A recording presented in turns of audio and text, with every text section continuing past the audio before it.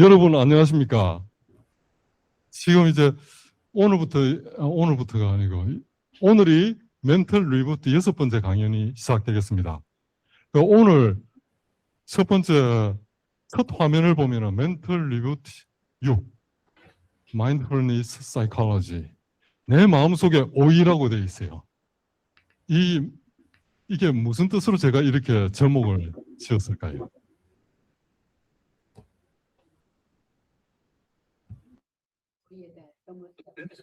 응?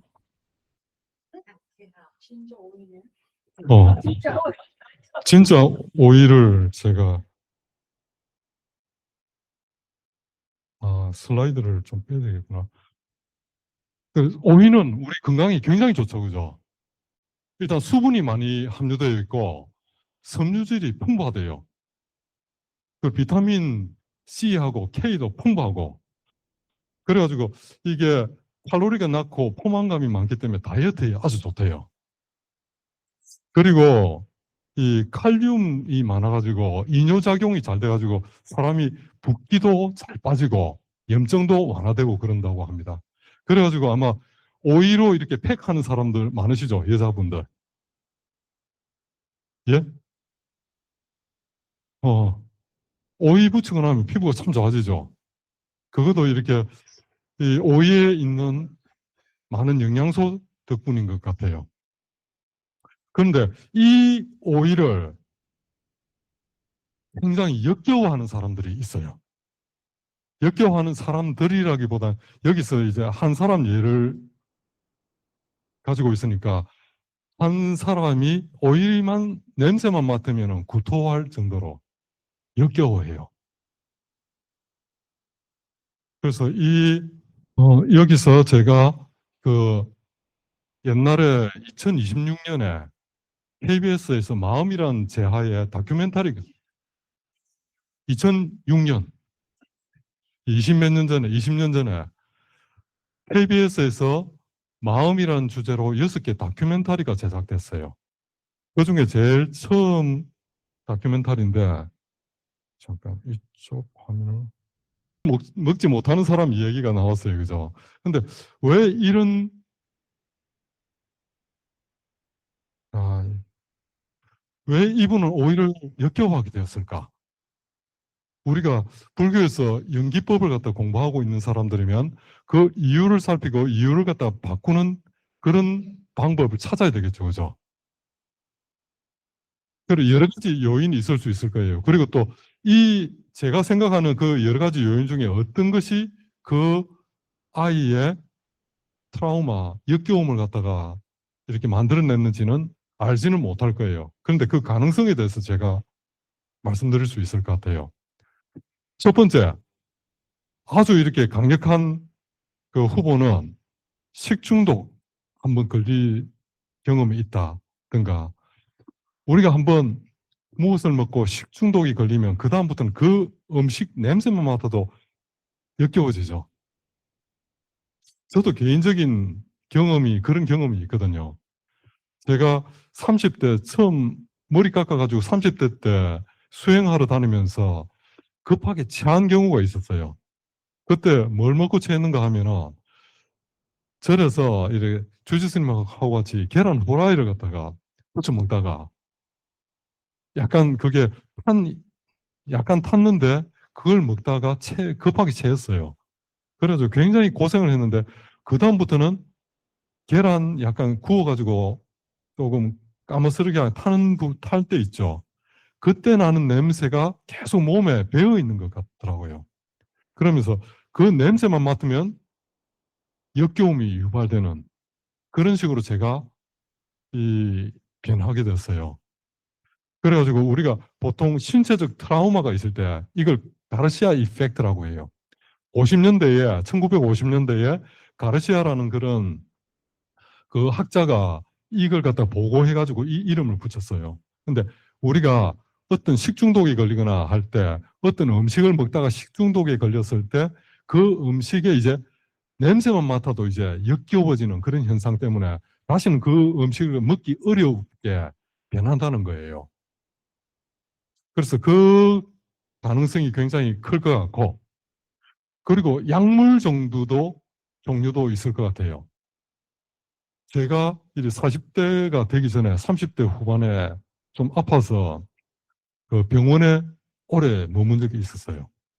그때 염증을 갖다 치료한다고 항생제를 많이 복용했거든요. 그러다 보니까 음식에서 이상한 그 항생제 냄새 같은 게 항상 코에 배어 있으면서 그 냄새하고 섞여서 음식이 느껴지더라고요. 그러니까 음식 입맛도 없어지고 음식도 어떤 종류의 음식도 역겹게 느껴지더라고요. 그리고 보통 이렇게 암 케모테라피 한 경우에는 특히 이런 현상이 일어날 수 있다고 그래요.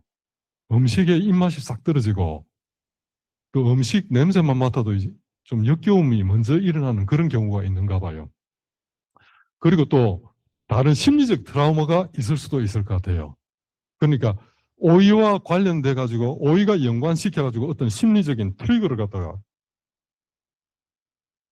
누르는 거. 과거에 아버님이 굉장히 엄한 아버님이 계셨다고 해요. 그래가지고 그 아버님이 밥상머리 위에서 훈육을 하는데 오이를 먹고 있는데 애를 갖다 굉장히 훈육을 하고 놀래킨 그런 경우에 애들이 심리적인 트라우마를 가지게 됐을 때 그 오이에 대해서 그게 트리거가 돼가지고 그런 공포가 일어나니까 이게 오이에 대해서 역겨움이 딱 세팅된 그런 경우도 또 있을 수 있을 것 같아요. 그리고 또 집단 왕따 같은 경우에 연결돼가지고 그런 심리적인 트리거를 갖다가 누를 수가 있을 것 같아요. 그리고 뭐 문화적인 영향도 여기서는 문화적인 영향은 별로 있을 수 없을 것 같아요. 우리 한국 배경이고 한국 배경에서 이렇게 오해에 대한 그런 우리가 선입견을 심어주는 문화는 없으니까요. 근데 우리가 아랍인들한테 돼지고기는 구토를 갖다가 유발하는 그런 음식이거든요. 그건 문화적으로 형성될 수 있었겠죠, 그죠? 그래가지고 여기서 우리가 전에 우리가 인지가 그 멘털 리부트 강의원에서 우리가 전에 한번 말씀드렸는데 우리 인지하는 게 세상을 갖다 그대로 눈으로, 귀로, 코로 받아들이는 것이 아니고 우리가 가지고 있는 싼냐를 던져서 비교해 보는 것이라는 말씀을 한번 드렸죠, 그죠? 그러니까 우리가 무엇을 인식한다 할 때 우리가 이 노트북을 인식하거나 또는 이 앞에 고양이가 있다고 생각해 보세요. 고양이를 인식할 때 우리 경험 속에 고양이의 여러 가지 상이 있는데 그 상에서 이렇게 우리가 이게 고양인지 개인지 판별할 때는 우리 마음속에 있는 고양이의 싼냐를 갖다 계속 던져내서 비교해 보다가 아 이게 비슷한 게 탁 나왔을 때 그때 판단을 멈추고 이건 고양이구나 하고 넘어가는 거예요. 그런데 이 오이를 역겨워하는 이 친구한테는 이런 인식의 문제는 아닌 것 같아요. 우리가 오이를 오이로 인지하는 이 과정에는 문제가 없어요. 그런데 오이가 그 다음 우리 감정을 유발하잖아요. 역겨움을. 그러니까 이 인지는 우리 불교에서 말하면 싼냐. 싼냐는 항상 외단어하고 엮여 있어요. 그래서 이 싼냐하고 엮여 있는 감정이 어떤 식으로 엮여 있느냐가 이 아이의 문제의 핵심이에요.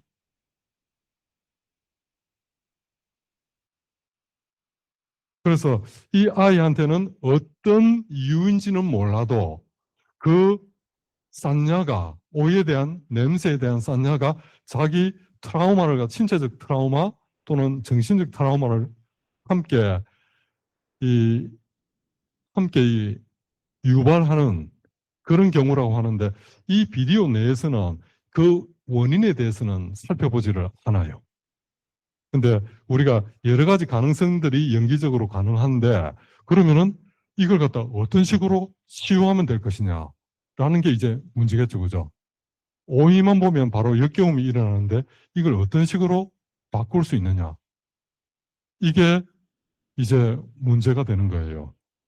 그래서 인지 자체는 문제가 아니니까 인지하고 엮여 있는 이 감정, 이 고리를 끊어버리거나 아니면 이 고리를 딴 데로 이렇게 조금 우회로를 만들어주거나 하는 것이 이 치유의 핵심이에요.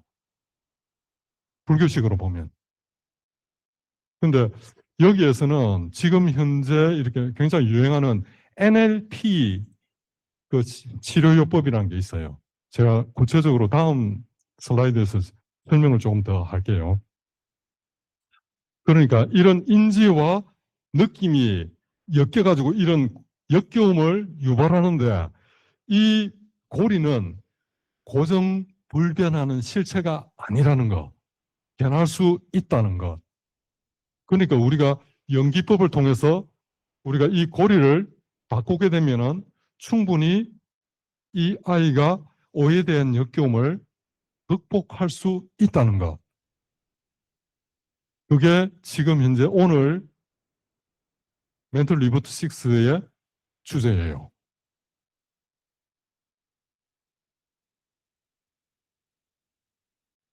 심리 치료 과정을 한번 살펴볼게요. 또다시 유튜브로 들어가서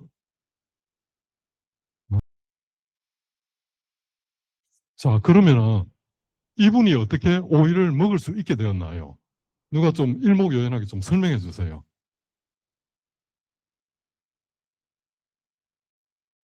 음, 여기에서 우리가 뉴로 링구이스틱 프로그래밍이라는 그런 테라피가 있어요. 그게 어떤 거냐 하면 우리 뇌의 그런 네트워크를 우리가 이런 신호적인 거, 링귀스틱이라면 이게 언어란 뜻이지만 여기는 언어뿐만 아니라 눈으로 볼 수 있는 그런 신호나 이런 거 다 들어가 있어요.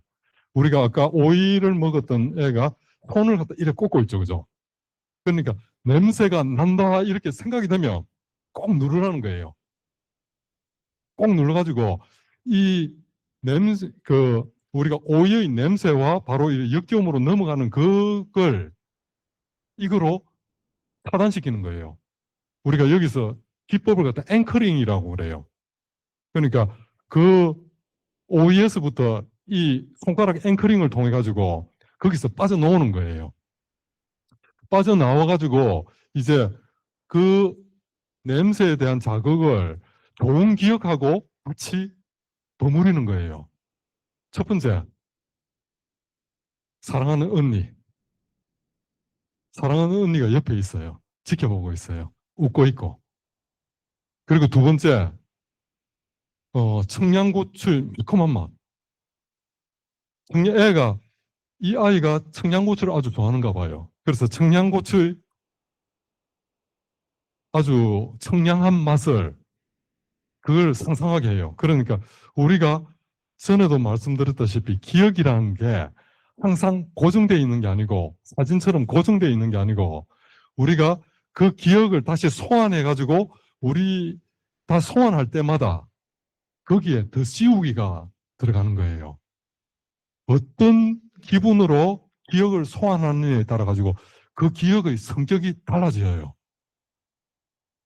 그래서 그 냄새를 통한 그런 기억이나 이런 트라우마가 촉발되지 않고 이제 좋은 기억으로 덮어쓰게 하는 거라고 볼 수 있을 거예요. 청양고추의 그런 상큼한 맛, 그걸 갖다가 이 냄새에 덮어쓰는 거예요. 이 냄새에 대한 기억에 덮어쓰는 거예요. 그러니까 이제 오이 냄새 하면 트라우마적인 역겨움이 사이에 고리를 이제 끊고 앵커링하고 이제 새로운 고리를 만들어 나가는 거예요. 그리고 그 아이는 거기서 한 발 더 나아가서 칼칼한 된장국을 갖다가 상상을 했죠. 그죠? 제가 머리 깎고 나서 제일 먼저 스님으로서 제일 먼저 맡은 소임이 현스님 시봉하는 거였어요. 개인사에 보면은 퇴설당이라고 옛날에 성철 스님 주석하셨던 데가 있죠. 그죠? 방장실, 행사. 거기에 제 노스님이, 할아버지 스님인 법자전자 스님께서 계셨어요. 그래서 제가 거기서 노스님을 시봉하면서 살았거든요. 시봉하면서 살다 보니까 거기서 큰 스님이 좋아하는 음식을 갖다 이렇게 만드는 걸 옆에서 이제 눈여겨보고 저도 따라하고 하면 그런 훈련 과정이 좀 있었어요. 그런데 된장 냄새가 참 희한해요.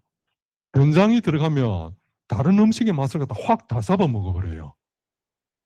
된장 맛이 들어가면 다른 음식의 그런 아주 독특한 맛이 죽어버려요. 그래서 마음속에서 된장의 칼칼한 맛을 갖다 상상할 때는 이미 이제 그 오이의 그런 약간 좀 이상한 냄새 있잖아요. 조금 처음 맡아보면 이상한 냄새. 그렇게 된장의 칼칼한 맛에 묻혀버리는 거예요. 그리고 또 하나, 된장뿐만 아니라 다른 음식의 맛을 갖다 확 죽여버리는 게 하나 더 있어요. 감자. 감자국을 끓이면 다른 감자가 들어가면 또 다른 음식의 맛을 갖다 확 흡수해버리더라고요. 그래가지고 지금 현재 이런 이 얘기가 나오니까 제가 이렇게 된장이 다른 음식의 맛을 갖다 향을 싹 잡아먹는 그런 게 생각이 나가지고 지금 말씀드렸어요.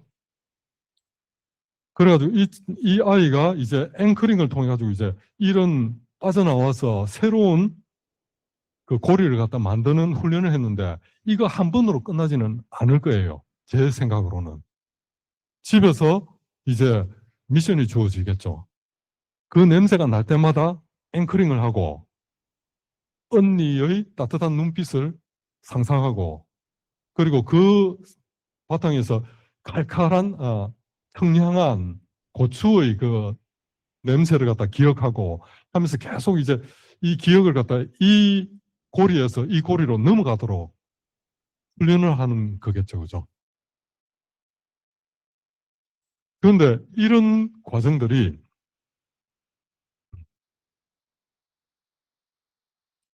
왜 가능한지 하면은 뇌의 가소성이라는 또 그런 용어가 있어요. 그게 플라스틱이 잘 구부러지잖아요. 그죠?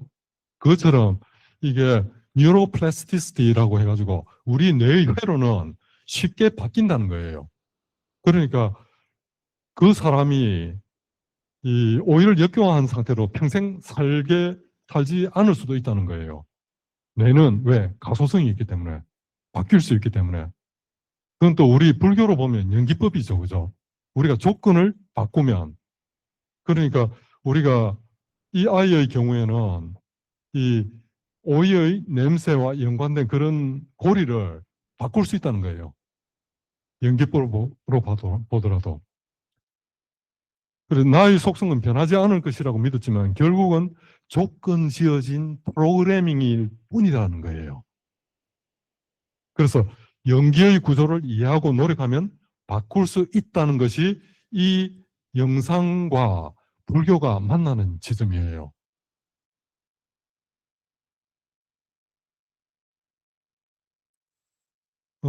이 과정을 이 심리치료에서는 emotional recontextualization이라고 표현해요. 정서의 재문맥화라고 하는데 아까 이게 어떤 트라우마였다고 생각하면 트라우마의 기억이 인출될 때 우리가 해마에서 편도체를 활성화시켜가지고 공포나 이런 본능적인 그런 즉각적인 반응을 갖다 불러일으키는 이 과정이 있는데 이 과정을 인출해가지고 우리가 수행을 하게 되면 명상 과정에 우리 마음속에 묻혀있던 생각들이 많이 일어나거든요. 그거는 어, 여러 가지 그 잠재 성향일 수도 있고, 그리고, 과거에 자기가 가지고 있던 그런 깊은 트라우마일 수도 있어요. 그런데 그런 것들이 일어나는 족족 재문맥화하게 되는 거죠. 수행을 통해서. 수행할 때는 우리가 마음 챙김이 중요하죠. 그죠? 마음 챙기고 있으면 일단은 그 연결고리에, 뇌의 연결고리에 그냥 쉽게 넘어가지 않고 한 발 떨어져서 관찰하는 거예요. 마음 챙김이라는 게. 그렇게 한 발 떨어져서 관찰하면서 그 광역, 옛날에 가지고 있던 그런 경험이 이제 객관화 된다고나 할까요? 한 발 떨어져서.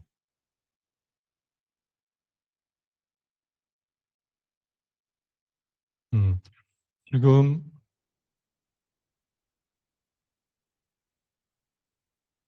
이거부터 지금 이야기를 하다 보니까 제일 마지막 슬라이드로 지금 넘어가 버렸어요. 어, 우리가 칠각지 수행부터 먼저 이야기해야 될 것 같아요. 이 얘기를 하려면은 칠각지에서 제일 중요한 게 우리가 제일 처음 나오는 게 뭐라고 했죠?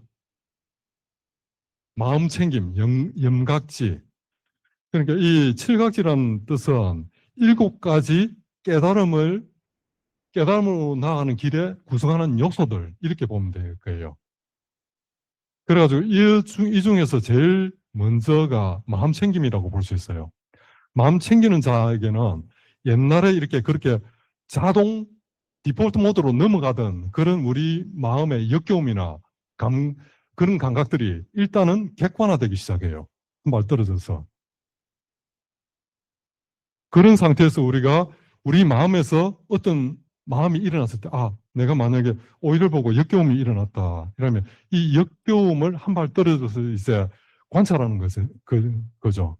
우리 담마 위자야 택법각지라고 하는데 이 뜻은 이게 자신의 마음 속에서 일어나는 현상이 나한테 유익한 건지 유익하지 않은 것이 분별하는 걸 택법각지라고 이야기를 해요. 그러니까 그 일어나는 현상을 갖다가 판단하는 통찰력이라고 볼 수 있고 세 번째 정진각지. 그래서 우리 마음에서 일어나는 게 행복과 고요로 나아가는지 평화로 나아가는지 아니면 그 반대로 가래와 번뇌로 나아가는지 집착으로 나아가는지 그걸 우리가 객관적으로 판단할 수 있게 돼요. 마음 챙김을 통해서 수행할 때. 물론 마음 챙김이 순위할 때는 수행 주제가 계속 이어지면서 이런 것들이 치고 들어올 틈이 없을 수도 있어요. 그런데 수행이 나아가다 보면은 그 수행의 이어지는 틈 사이로 과거에 자신을 갖다 사로잡던 아주 강력한 그런 경험이나 기억이나 그런 트라우마나 이런 자동 디폴트 모드로 바로 반응하던 이것이 인지되기 시작하는 거예요. 우리 마음에 잔잔히 깔려 있지만 우리 일상 속에서 잊혀졌던 그런 것들이 조금씩 눈에 보이기 시작해요. 그래서 그것이 택법각지를 통해 가지고 이게 나한테 유익한지 유익하지 못한지를 판별하고 그다음 정직각지를 통해 가지고 유익한 법은 계속 키워나가고 그리고 또 해로운 법은 이제 거기서 아까 우리가 심리치료에서 했듯이 앵커링 해가지고 새로운 기억으로 덮어쓰기를 하게 되는 거죠. 새로운 좋은 경험으로 그걸 갖다 다시 쓰기 시작하는 거죠. 그렇게 되면은 이제 가래와 번뇌가 줄어들면서 일상에서의 행복감이 커지기 시작해요. 우리가 내 주위에서 내 가까운 데서 바로 옆에서 이렇게 행복의 요소들이 다 있었구나 하나하나 깨닫게 되면서 일상에서의 행복감과 자존감이 커 나가기 시작하는 거예요. 그게 희각지예요. 그리고 그렇게 되면 우리 몸과 마음에 경직되었던 것. 옛날 같은 경우에는 뭐 이렇게 자기가 싫어하는 사람들이 오면 바로 몸이 경직되죠. 그죠? 피하게 되고. 근데 그런 몸과 마음이 경직됨이 싹 풀어지면서 고요해지고 평안해지기 시작하는 게 경안각지라고 할 수 있을 거예요. 가벼울 경자, 편안한 안자. 몸과 마음이 이렇게 변하는 거예요.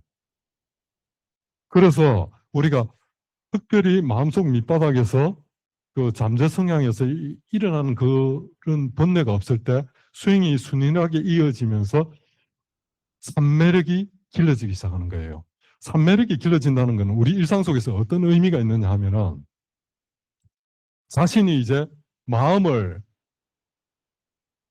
마음먹은 대로 끌고 갈 수 있는 힘이 생긴다고 볼 수 있어요. 선정의 힘은, 삼매의 힘이라는 것은. 삼매력이라고 말하죠. 그죠? 삼매력은 자기가 마음먹은 곳으로 마음을 이제 움직일 수 있는 힘. 어떤 면에서는 옛날에는 이렇게 어떤 감각만 들어오면 바로 디폴트 모드로 넘어가면서 자동 반응하면서 계속 스스로 그리고 다른 사람과의 관계 속에서 고통을 만들어 왔잖아요. 그죠? 그런데 그것이 이제 자기가 이제 마음먹은 대로 이제 자신의 마음을 끌고 나갈 수 있는 힘이 생기기 시작하면서 이제 점점 고요와 집중의 힘이 커지기 시작하는 게 정각지라고 볼 수 있어요.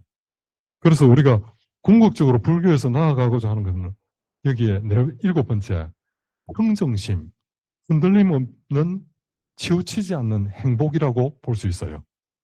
그래서 마음이 세상 뭐 밖에서 무슨 일이 있더라도 마음의 내면은 흔들림이 없어요. 그런 흔들림이 없으니까 더 잘 상황을 파악하고 스스로 해결해 나갈 수 있는 힘이 생기는 거예요.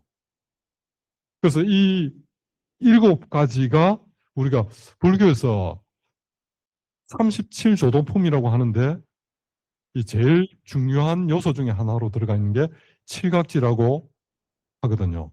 그래서 이거는 수행의 과정을 많은 것을 설명하고 있어요. 그리고 뿐만 아니라 수행이 왜 우리 삶에 직접 도움이 되는지 여기에 대해서도 많은 것을 설명하고 있어요. 그래서 지금 아까 NLP 심리치료가 소개되었고 그리고 불교 수행도 소개됐는데 그럼 두 가지가 어떤 것이 공통점이고 어떤 것이 차이라고 할 수 있을까요?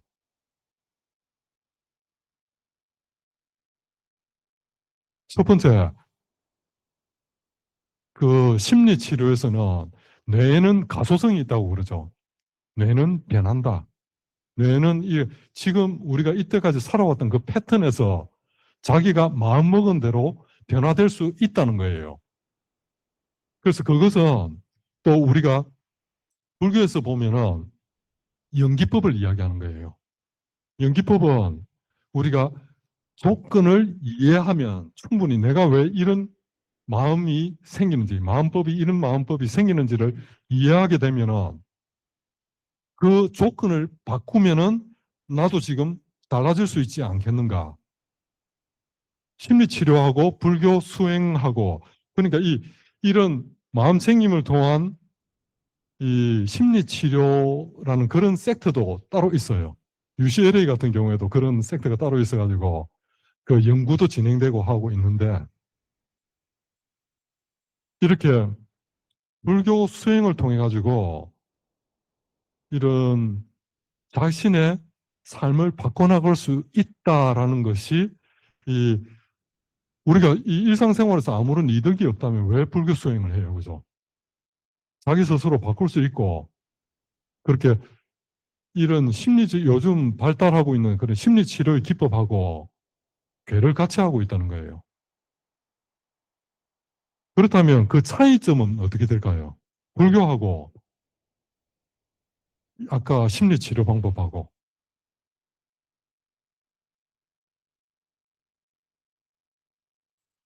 그 심리치료 방법에서는 우리가 그 앵커링을 통해 가지고 우리가 이 옛날의 그 루프를 끊어두고 거기에 앵커를 걸고 나서부터 이제 또 다른 그 뇌의 다른 회로로 넘어갈 수 있도록 우리가 그걸 바꾸는 과정이죠. 그죠? 근데 우리 수행은 이게 사실은 주는 아닌 것 같아요.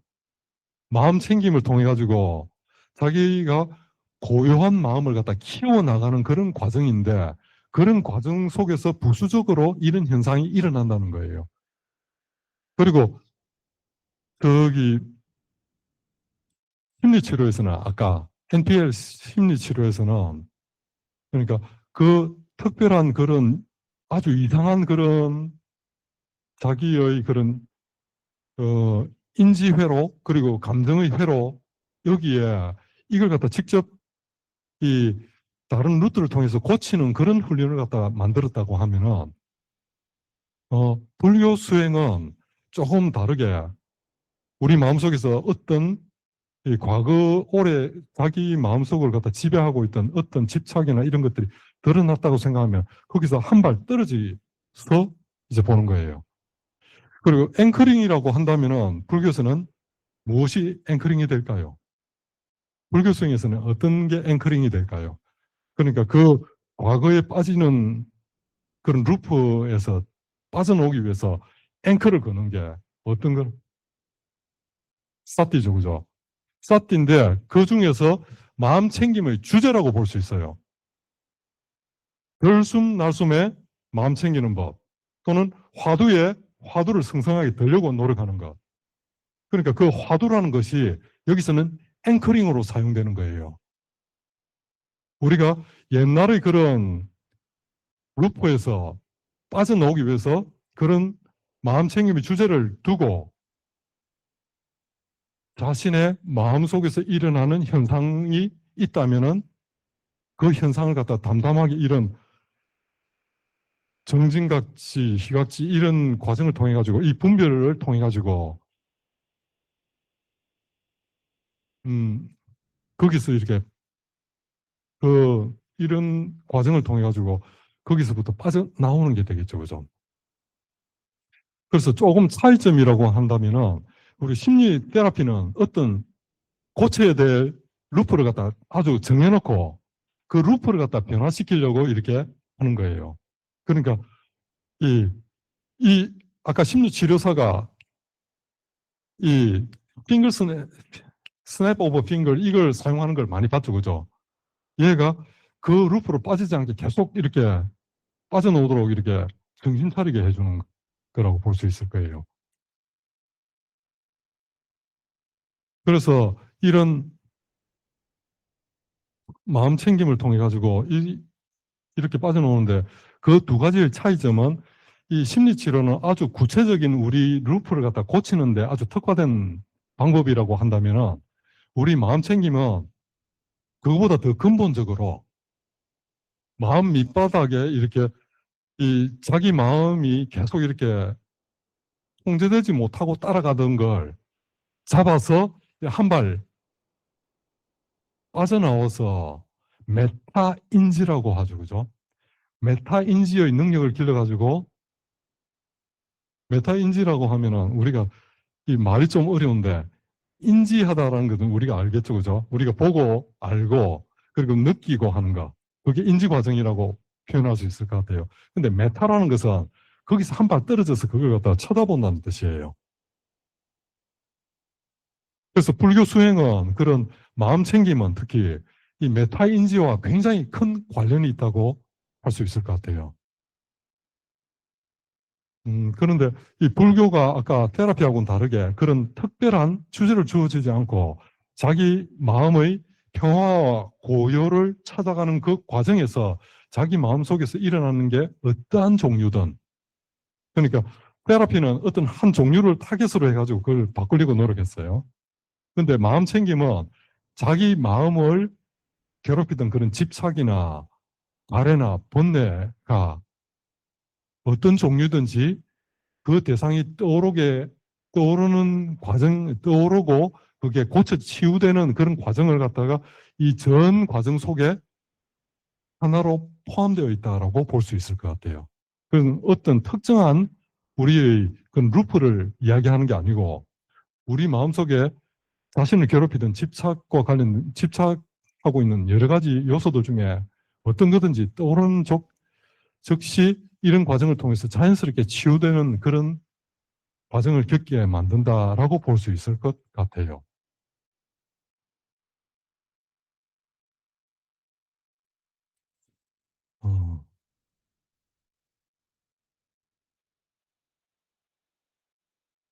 어, 칠각지 수행 중 오이가 변하는 과정. 이제 오이라고 하면 이제 다 사람들 이제 제가 무슨 말 뜻으로 오이를 이야기하는지 다 아실 거예요. 그죠?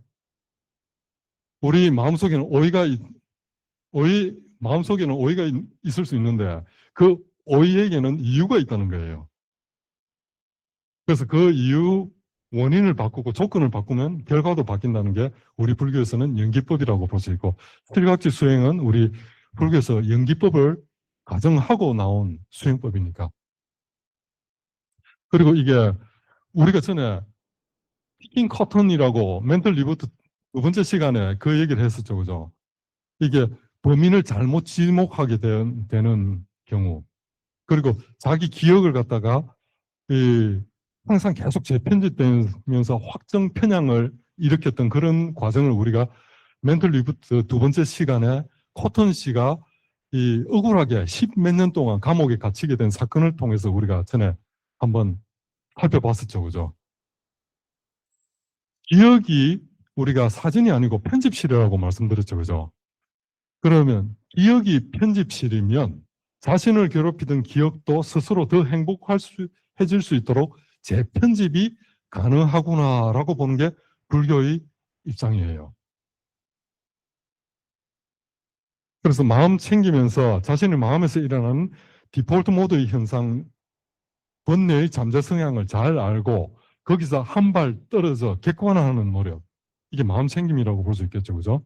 그걸 통해 가지고 뇌의 가소성을 이용해 담담하게 그걸 갖다가 바꾸어 나가는 것이라고 볼 수 있을 것 같아요. 네, 아까 말씀드렸다시피 NPL보다 Neuro Linguistic Programming, 그거보다 더 포괄적인 방법으로 앞으로 그러니까 어떤 특정한 오해가 아니고 앞으로 생길 수 있는 오해들까지 다 이렇게 대처할 수 있는 그런 힘을 기른다고나 할까요?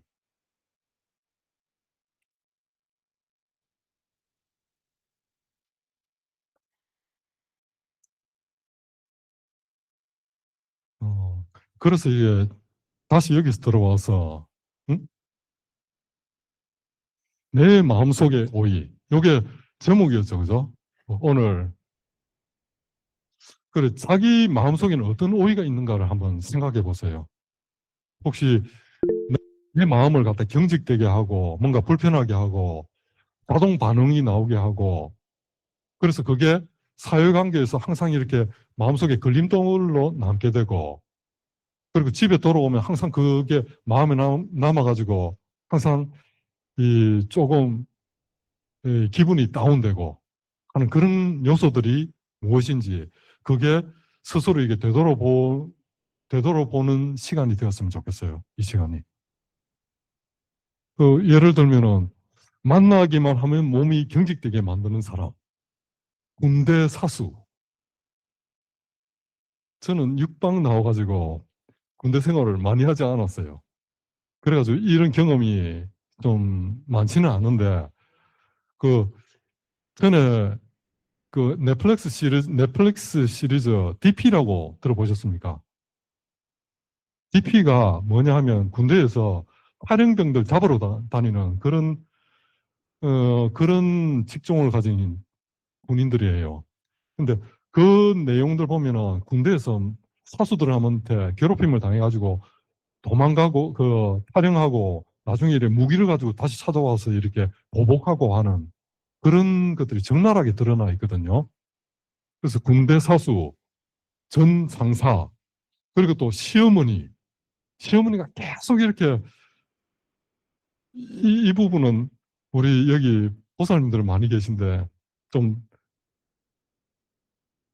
말씀 안 드려도 서로 다 이해되죠, 그죠? 물론 이렇게 좋은 시어머님도 많이 계시고 여기에 있는 보살님들은 아주 좋은 시어머님으로서 또 역할을 잘하고 계실 거라고 저는 믿고 있어요. 그리고 뭐 전 여인 같은 경우에 아주 이렇게 상처를 받아가지고 헤어졌는데 SNS에서 계속 뜨면서 자기 그 페이스북에 그 사람의 그런 흔적들이 자꾸 드러나가지고 그때마다 이렇게 하루 기분을 갖다가 완전히 버려놓는 그런 경우도 있을 수 있을 것이고 그리고 그 권위적인 사람, 화잘 내는 사람, 무시하는 사람, 잘난 체하는 사람 그런 사람들을 대하면서 자기 마음속에서 이런 오해가 만들어져 있을 수도 있을 것 같아요. 그리고 어떤 사람이 이렇게 병으로 이렇게 병원 신세를 많이 졌는데 그때 경험이 끔찍했다 이렇게 하면 병원에서는 소독약 냄새만 맡아도 그런 공포가 밀려올 수도 있을 것 같아요. 그죠? 그리고 제가 이렇게 UCL에서 처음 강의하게 됐을 때, 그때 굉장히 무대 공포증이 좀 있었거든요. 학생들 앞에서 해가지고 뻘뻘 떨면서 땀을 뻘뻘 흘리면서 그렇게 했는데 몇 번 하다 보니까 또 그것도 쉬더라고요.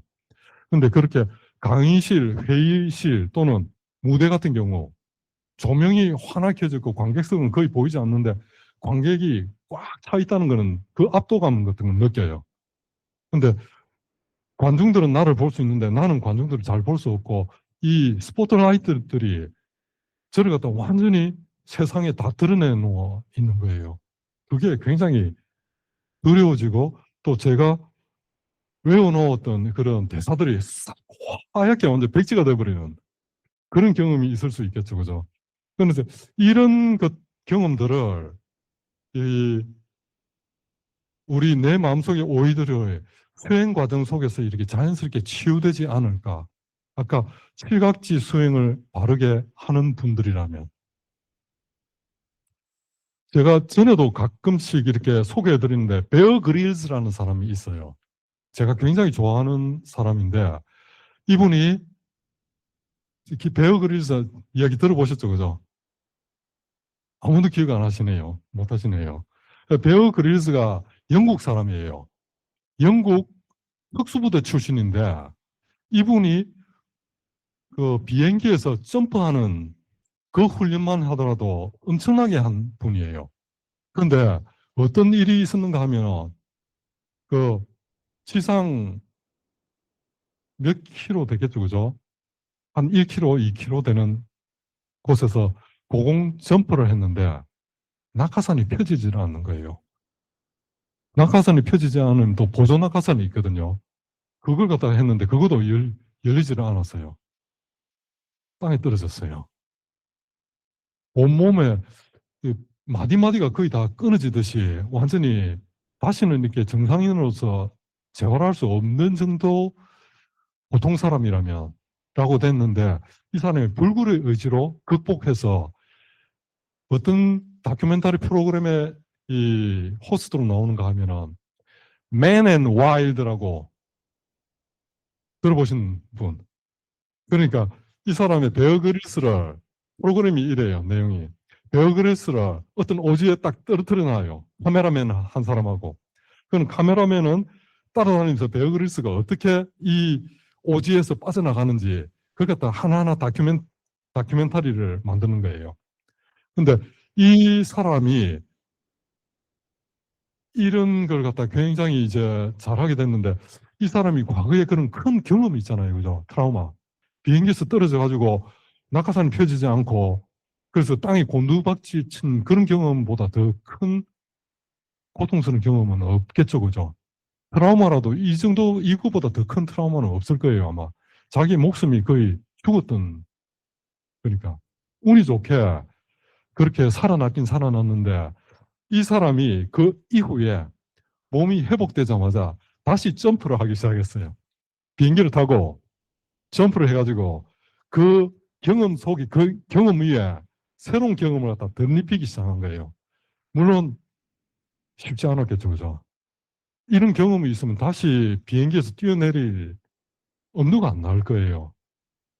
근데 이 사람도 여기서 자기가 좌절하게 되면 평생 이 트라우마 속에서 그늘에 갇혀가지고 살아갈 거라고 알고 자기가 몸이 어느 정도 회복하고 움직일 수 있게 되자 비행기에서 다시 뛰어내리면서 자기 그 과거의 아픈 기억, 트라우마의 기억 위에 새로운 기억을 더 쓰기 시작했어요. 뛰어내리면서 이렇게 그 다시 하강하고 땅을 내려다보고 이제 과거 내가 그 지금 가지고 있는 그 트라우마가 바뀔 수 있는 거구나. 그리고 이번에 지금 점프를 했는데 굉장히 또 환희심이 넘치고 또 즐거운 점프가 될 수도 있겠죠. 그죠? 그런 기억으로 그 기억을 더 씌우고 바꾸어 나가기 시작한 거예요. 그러니까 이분은 보면 이런 과정을 갖다가 스스로 본능적으로 이걸 해결책을 찾아나간 거죠. 피하면 안 된다고. 자기가 완전 그 트라우마에 시달리는 거는 평생 끌려다니는 삶이 된다고 생각하고 자기가 그걸 바꾸기 위해서 다시 고공낙하 훈련을 다시 시작했죠. 그죠? 그래가지고 이분이 이런 걸 배경으로 해가지고 오지에서 그 빠져나가는 그 지혜를 우리 인간이 보면 이 서 있는 환경이 굉장히 인공적이잖아요. 그죠? 다 만들어진 공간들이잖아요. 근데 우리가 만약에 오지에 떨어졌을 때는 이런 모든 세팅들이 다 없어지고 자기가 이제 생존 본능하고만 씨름해야 되는 그런 상황으로 변할 거예요.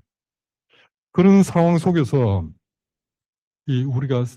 우리 몸 속에 아주 잠자고 있던 그런 생존 본능, 그것과 연관된 그런 지혜들을 갖다가 가르쳐 주는 분이에요. 그래서 어떤 사람들은 이 베어 그릴스가 아주 엽기적인 장면을 찍기도 하거든요. 살기 위해서 벌레들을 집어먹는 것. 그리고 또 코끼리가 이렇게 똥을 넣어놨는데 거기는 아직 수분이 조금 남아있는가 봐요. 그러니까 코끼리 똥을 짜가지고 그 물을 갖다가 마시면서 이렇게 몸에 수분 보충하는 거. 그런 엽기적인 그런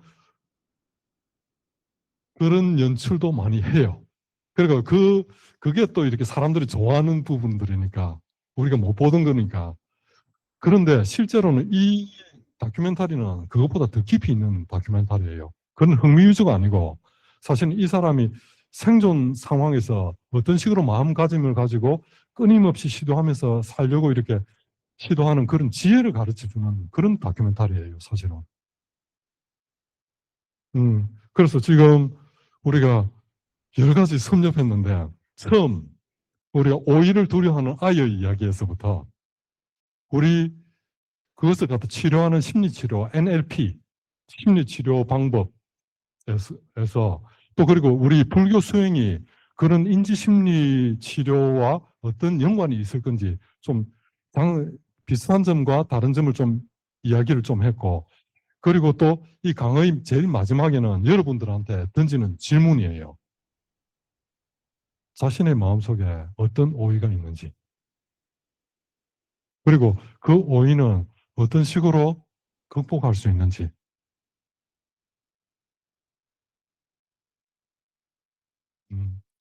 이것으로 오늘 강의를 모두 마치도록 하겠습니다.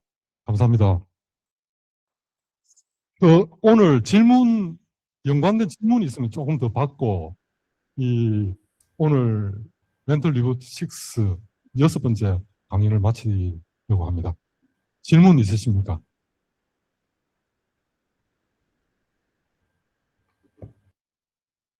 음. 질문은 아닌데, 예. 질문은 아닌데, 굉장히 수행에 중요한 도구가 될 것 같은 그런 느낌이라서 굉장히 환희심이 있습니다. 예. 그래서 앞으로 이 글을 가지고 제가 그냥 지금 느껴지는 바로는 수행의 전부일 수도 있지 않겠느냐.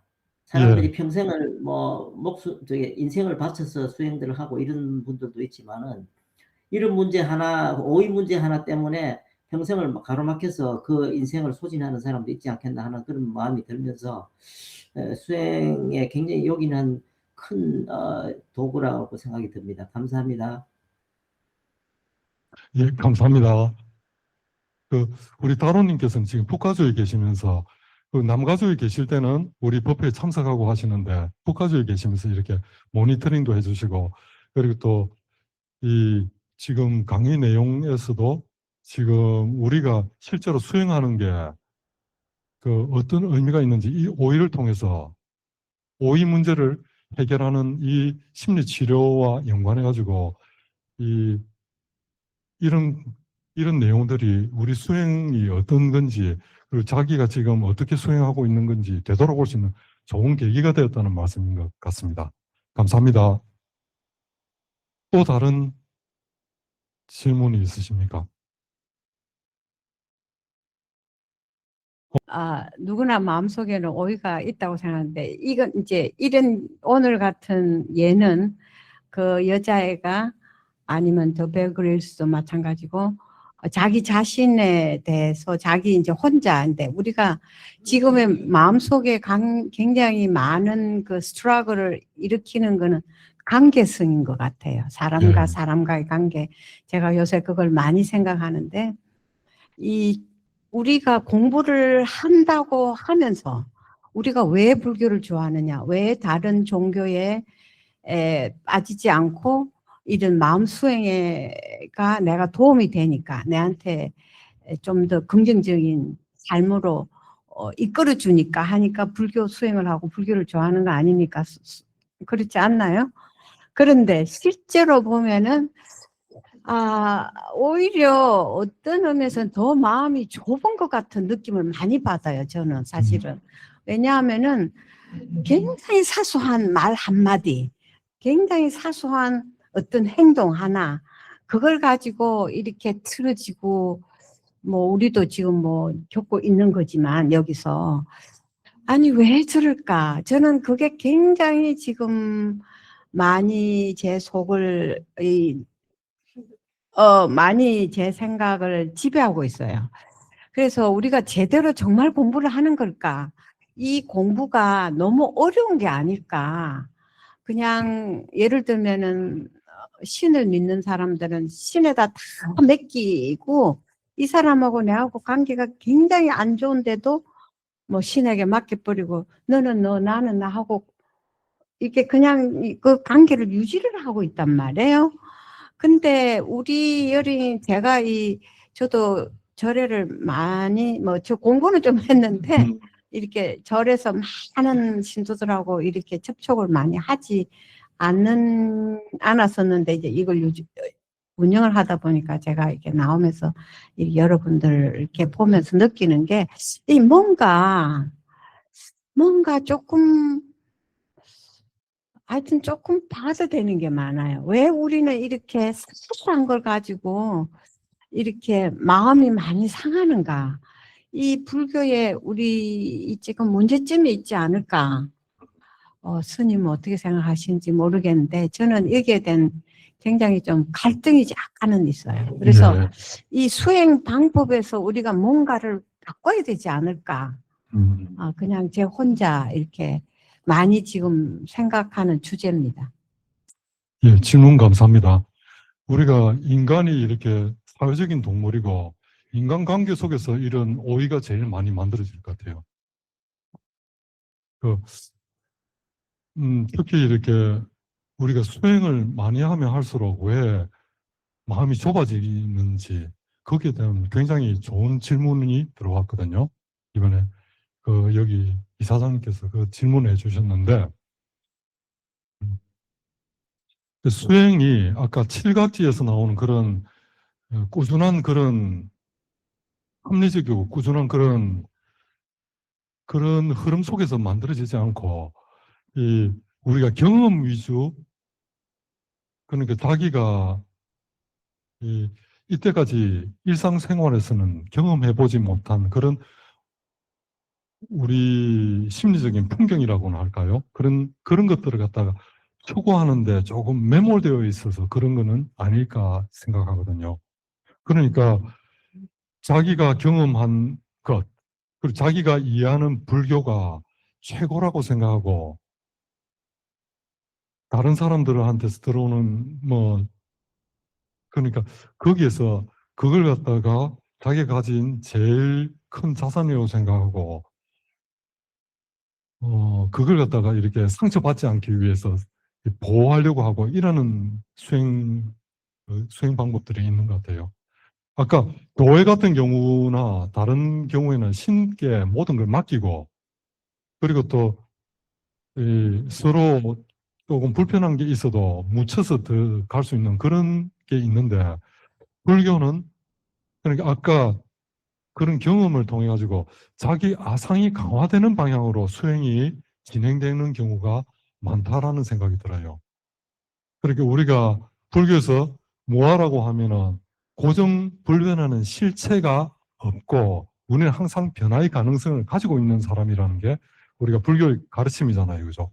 무아이고 또 무상이고 무아의 가르침인데 그런 걸 바탕으로 해서 자기 마음을 청정하게 만드는 칠각지를 통해서 청정하게 만드는 이런 과정을 거치지 않고 수행이 내가 이해하고 있는 이런 것들이 불교의 전부 다라고 생각하고 거기에 굽집하는 경우가 많은 것 같아요. 그러다 보니까 자기 마음에 맞지 않는 어떤 주위에 어떤 사람들이 있으면 거기서 그럼 뭐 내가 자기가 소중한 걸 가지고 있다고 생각하니까 떨어져 나와가지고 자기 뭐 딴 데서 뭐 하지 뭐 이런 생각을 많이 갖는 거예요.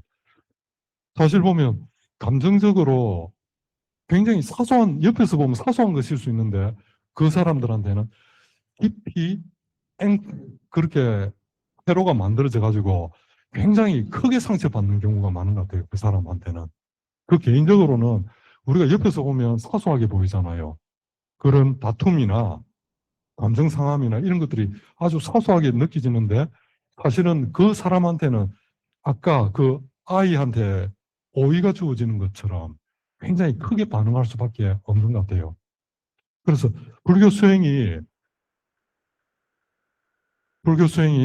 그 너무 목표 지향적이고 거대한 뭐 공을 체험한다라거나 또는 이렇게 한 소식 한다라거나 아주 멀리 있는 어떤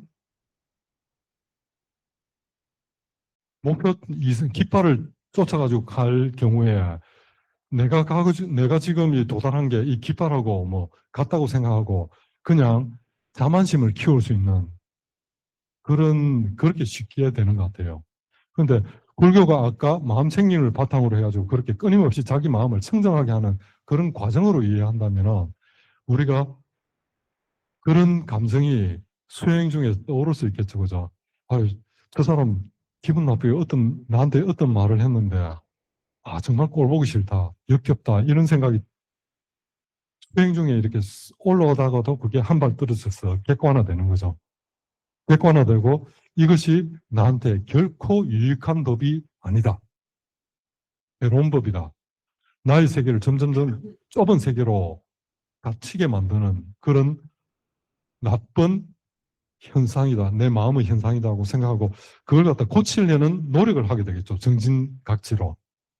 그런데 우리가 사실 이런 칠각지를 바탕으로 이 훈련하는 이런 게 불교 문화에 전통에 크게 뿌리내지를 못한 것 같아요.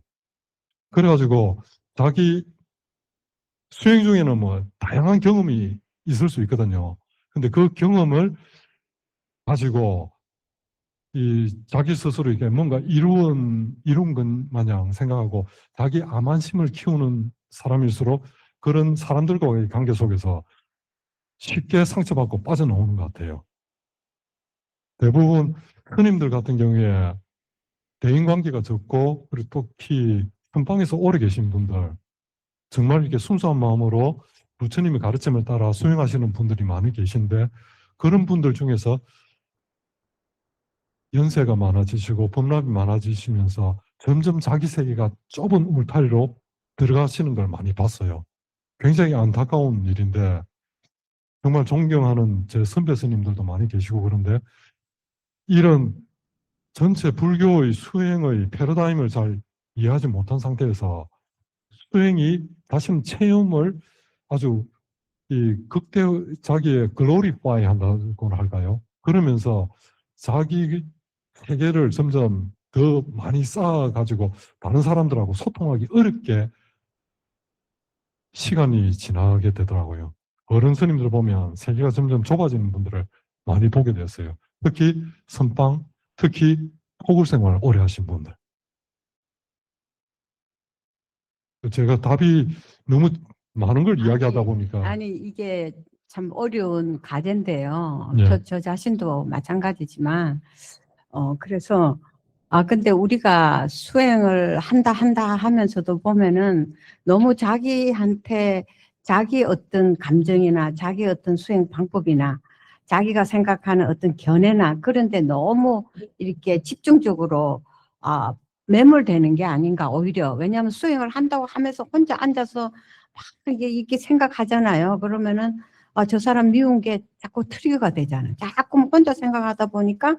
근데 그래서 저는 무슨 여러 가지 방법이 있겠지만, 이렇게 자꾸 이렇게 사람들하고 부딪히면서 이렇게 느끼면서, 아, 내가 잘못 생각했구나. 이렇게 하는 게 저는 하나의 방법이 아닌가. 근데 우리가 자꾸 불교 수행한다면서 절에서도 자꾸 혼자서 108배를 해라. 혼자서 연부를 몇천 부를 해라. 엄마니 밤매를 몇만 부를 해라. 이런 게 오히려 그 사람을 자꾸 묶어두는 게 아닌가. 자꾸 우리는 좀 오픈해가지고 좀 남하고도 부딪히더라도 거기서 내가 또 배우는 게 있잖아요. 근데 그런 게 너무 지나치지 않은가. 특히 우리 한국적인 불교 수행법이. 그래서 이런 거에 대해서 좀 더 우리 스스로가 우리 여기 나오는 분들만이더라도 조금 커놓고 이 사람이 나를 불편하게 해 하면은 그냥 켜놓고 아, 난 너 이렇게 하니까 불편해 하고 딱 하고 서로 좀 이렇게 좀 용서하고 하는 그런 문화를 좀 키웠으면 하는 제 위시입니다. 예, 지금 이사장님께서 또 좋은 말씀을 해주셨는데, 이게 우리가 총림이란 말씀 들어보셨습니까? 총림. 한국 사찰 중에 총림이 몇 군데 있죠, 그죠? 총림이라는 것은 빽빽할 총자를 써요. 수풀이 빽빽하게 우거져 있는 거. 그러니까 그 대중들 사이에서는 나무들이 크더라도 옆에 나무에 부딪히면서 이렇게 한 곳으로 이렇게 삐뚤어지게 크지를 못하고 곱게 클 수밖에 없다는 거예요. 빽빽한 그런 나무들이 빽빽한 그곳에서는 서로서로가 이렇게 탁마가 되기 때문에 위로 곱게 클 수 있다는 게 총림의 의미라고 볼 수 있을 것 같아요. 근데 대부분은 이렇게 그런 그 대중생활들 속에서 그런 서로 탁마하는 그런 귀한 과정을 놓치고 자기가 만든 세계 속에서 안주하고 또 그걸 키워가고 살아가는 그런 식으로 이렇게 훈련할 소지가 많은 게 사실인 것 같아요.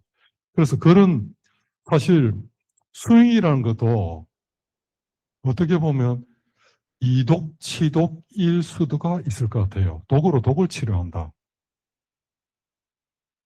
무슨 말씀이냐 하면은 저 같은 경우에는 온마니 밤매움을 갖다가 이렇게 오랫동안 한 20년가량 제 마음을 갖다가 온마니 밤매움 한 생각으로 깨끗하게 도배하려고 훈련을 했었거든요.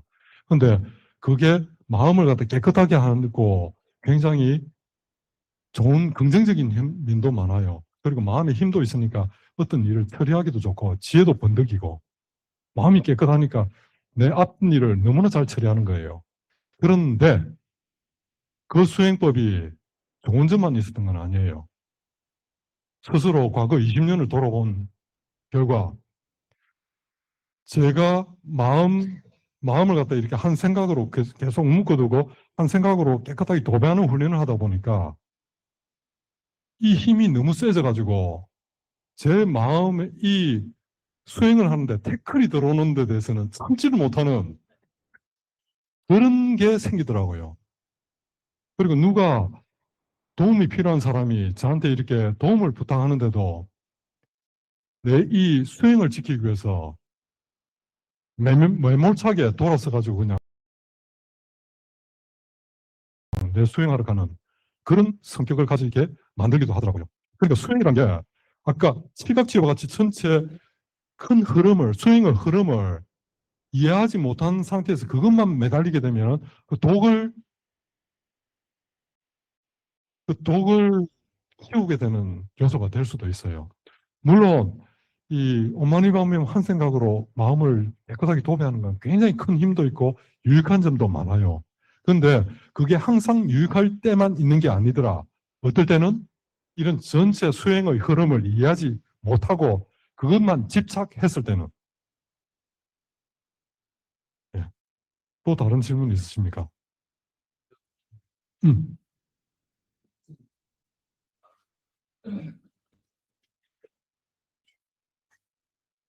저는 간단하게 말씀드리겠습니다. 네. 수행하는 데서는 자기 마음이 최고라고 생각합니다. 예. 그리고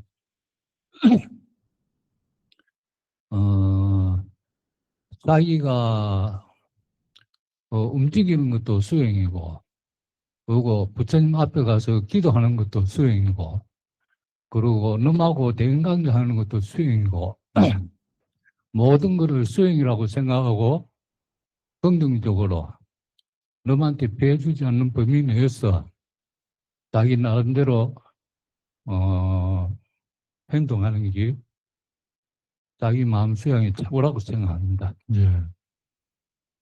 그리고 다른 사람들이 나를 싫어하고 이럴 때도 있을 거예요. 그걸 왜냐하면은 서로 생각이 틀리고 또 상대방한테 또 무시당하는 경우도 생기고 예. 하겠지만은 자기가 하는 행동에서 저는 모든 게 다 다르기 때문에 첫째는 자기가 옳은 방향으로 자기 마음 수양이 마음가짐이 제일 중요하다고 생각합니다. 이상입니다. 예, 감사합니다. 우리 거사님께서 그 일상생활이 다 수행이더라. 이런 말씀을 하시는 데에는 당신이 어떤 환경에서도 그러니까 다른 사람들이 섭섭한 얘기를 했다든가 여러 가지 그런 경우에서도 항상 자신이 마음 챙김으로 돌아가서 자기 마음을 살펴보고 그걸 갖다가 그걸 극복해 나가려고 노력하는 그런 게 밑바탕이 되어 있기 때문에 이 말씀을 하시는 거겠죠, 그죠? 예. 예. 잠깐만요. 제가 이 말씀 조금 더 말씀을 좀 이어가야 될 것 같아요. 그래 그런데 이 처음 이렇게 아까 수행에 대한 전체적인 그 맥락이 있잖아요. 우리 마음이 치유되는 과정. 우리가 수행을 통해서 마음이 치유되는 과정에는 아까 이 마음 챙김을 통해서 택법각지가 되고 그럼 자기 마음에서 일어나는 좋은 점, 유익한 점을 키우고 해로운 점을 갖다가 없애나가는 그런 과정이 다 포함되어 있기 때문에 이게 우리 마음에 우리 마음을 삶을 더 충만하게 만들어 나가는 것 같아요. 그리고 우리 거사님께서는 평소 이게 항상 부처님 말씀을 따르시면서 삶 속에서 항상 자기의 근본 자리로 되돌아가려고 하는 그런 자세가 되어 있으시기 때문에 이 말씀이 나오신 것 같아요. 이 겸손하신 말씀이고 또 저는 이렇게 거사님께서 이렇게 열심히 수행하시는 걸 갖다 제가 느낄 수 있기 때문에 이렇게 말씀드릴 수 있는 것 같아요. 우리 그 다음 말씀으로 넘어갈까요? 예. 지금 말씀하신 거에 연장. 예. 내 속이 거기 들어가 있어. 예. 그러다 보니까는 내가 지금 사는 게 의식주가 해결되어 있는 사람이야. 그러다 보니까는 그 다음. 근데 지금 제일 한 세네 달 생활 속에서 수행이란 단어 안 쓰는데 이게 하나의 수행이라. 그렇게 하다 보니까는 대인관계가 끊어지는 거야. 끊어진다고 생각도 안 하고 대인관계도 안 돼. 또 그러다 보니까 또 혼자 있게 되고 혼자 해결하게 되고 모든 게 이렇게 해 나가니까는 요새 얼마 전에 갑자기 생각하는 게 야, 내 인생도 정리를 해야겠구나 이 생각이 딱 드는 거야. 작년, 어저께, 오늘, 내일이 다 똑같은 생활. 또 남한테 피해 주지 말고 남한테 얻지도 말고 이런 생활을 쭉 하다 보니까는 야, 이게 이제 편안해졌어. 그러다 보니까는 내가 이제 나이가 80이 넘어가고 하다 보니까 많이 살았다 이 생각이 딱 드는 거야 이제. 그러다 보니까 이제 정리 뭐부터 해야 되나? 요거 간단한 거야. 이런 정리를 지금 속으로 하고 있어요. 그러니까 이것도 수행이란 단어가 또 사치지 나한테는 또. 그러니까 내 생각 누구한테 폐 끼치지 말고 또 누구한테 신세지지 말고 이거가 내 모토야. 그래서 하다 보니까 대인관계가 자꾸만 이렇게 또 아파트 자체 내에 한국 사람이 없어요. 중국 사람만 잔뜩 살고 그러니까 하루 종일 얘기하는 사람이 없어. 또 그러니까 편해. 얘기를 안 하니까 편하고 안 해서 편하고 이제 그게 이제 몸에 딱 배다 보니까 모든 게 또 평화로운 거야 이제. 그러다 요새 이제 그런 생각을 하게 되는데 거기에 이제 내가 이제 부처님을 이제 생각하고 앞에 이렇게 상을 놓고 보고 하면서 생각을 하게 되는 거지. 아, 나 잘 살아왔습니다. 이제 정리할 때가 된 것 같습니다. 이런 생각이 쭉 들어오는 거야. 크게 누구한테 신세 지지 말고 죽어야지. 이런 생각이 또 들고.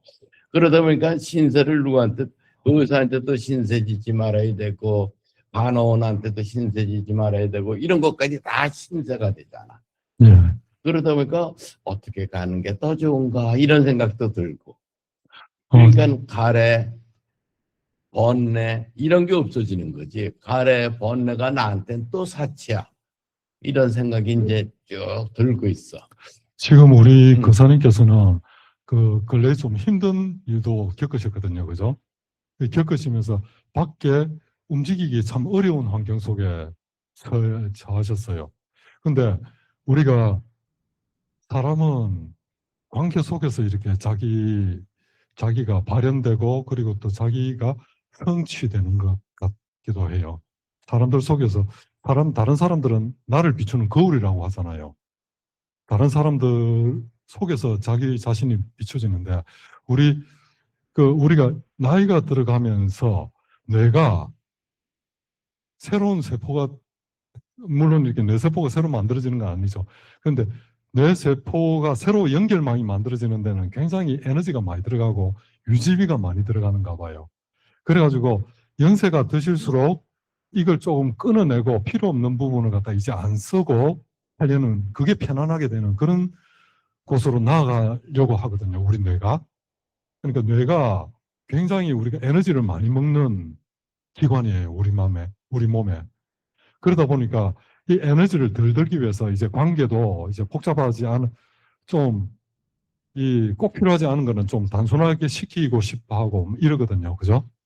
그렇게 단순화시키고 싶어 하는데 근데 그때의 편안함이란 게 또 대중 속에 들어왔을 때의 편안함이 될 수 있는지는 또 미지수가 될 수 있을 것 같아요.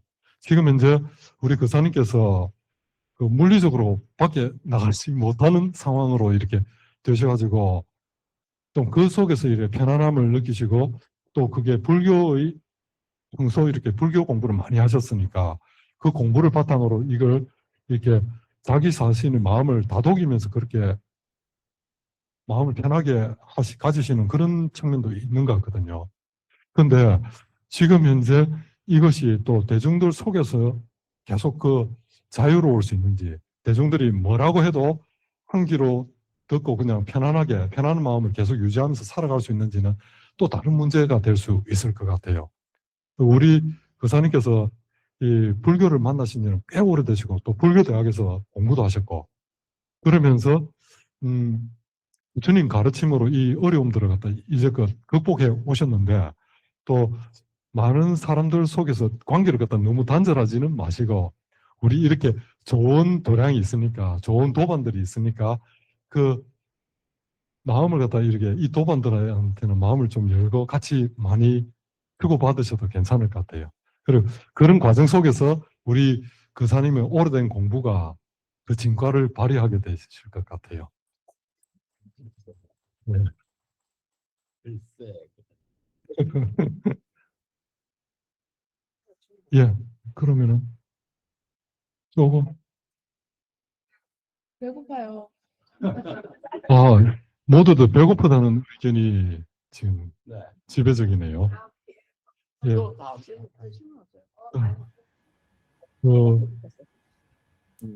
다음 달에 되면 또 7번째 강연을 갖다 이제 또 하게 되는데 계속 이런 주제를 발굴해 가지고 우리 수행을 뜻을 재음미할 수 있는 이런 기회를 마련하도록 노력하겠습니다.